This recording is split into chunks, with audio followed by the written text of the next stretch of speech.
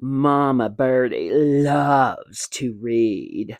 I'm getting a daily dose of literature at least twice a day. I juggle two books at once.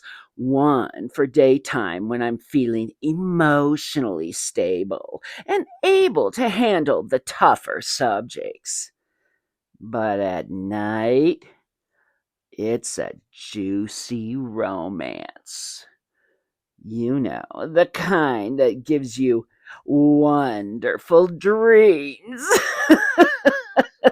If you're into a little naughty fun, you absolutely have to check out Tessa Bailey.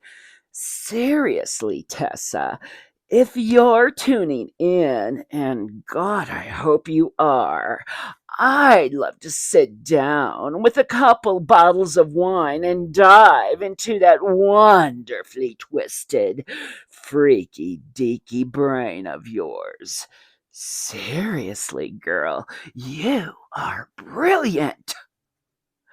So here's to feverish reading, late night giggles, and romance novels that leave you wondering if you should be fanning yourself or calling a plumber. Huzzah!